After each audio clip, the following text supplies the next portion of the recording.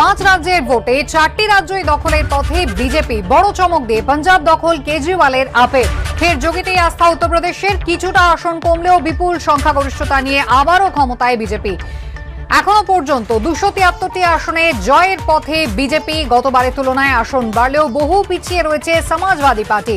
124টি আসন পেয়ে দ্বিতীয় স্থানে অখিলেশ যাদবের দল। বিএসপি পেয়েছে 2টি, কংগ্রেস আটকে রয়েছে 2টি আসনে। 37 বছর পর উত্তরপ্রদেশে পরপর দুবার সরকারের শাসক দল। 5 বছর ক্ষমতায় থাকার পর প্রথমবার ফের নির্বাচিত কোনো মুখ্যমন্ত্রী। এবার দেখব উত্তরাখণ্ডেও প্রথমবার প্রতি 5 বছর পর সরকার পরিবর্তন হলো না। উত্তরাখণ্ডে প্রাপ্ত ভোটের হার ধরে রাখলো বিজেপি। একক সংখ্যাগরিষ্ঠতা নিয়ে উত্তরাখণ্ডে আবারও সরকার গঠনের পথে বিজেপি। উত্তরাখণ্ডে বিজেপির দখলে 49টি আসন, কংগ্রেস পেয়েছে 17টি আসন।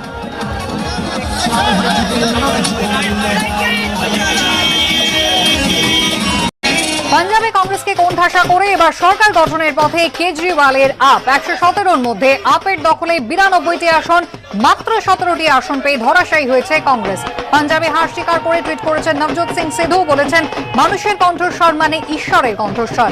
পাঞ্জাবের মানুষের রায়ে মাথা পেতে নিচ্ছি, আম আদমি পার্টিকে অভিনন্দন।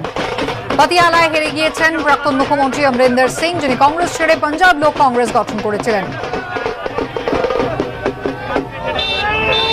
এবার গোয়ায় সংখ্যাগরিষ্ঠতা না পেলেও বৃহত্তম দল হলো বিজেপি। 40টি আসনের গোয়ায় বিজেপির দখলে রইল 21টি আসন, কংগ্রেসের 12টি, তৃণমূলের জোট 2টি, আপ 2টি এবং অন্যান্যরা পেয়েছে 4টি আসন। গোয়ায় সরকার গঠনের পথে বিজেপি।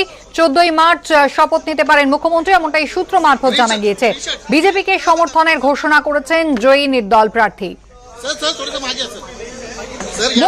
মণিপুরে 28টি আসন পেয়ে বৃহত্তম দল হলো বিজেপি। 9টি আসন পেয়েছে কংগ্রেস। এনপিপির দখলে 8টি এবং এনপিএফ পেয়েছে 5টি আসন, অন্যান্যরা পেয়েছে 4টি আসন।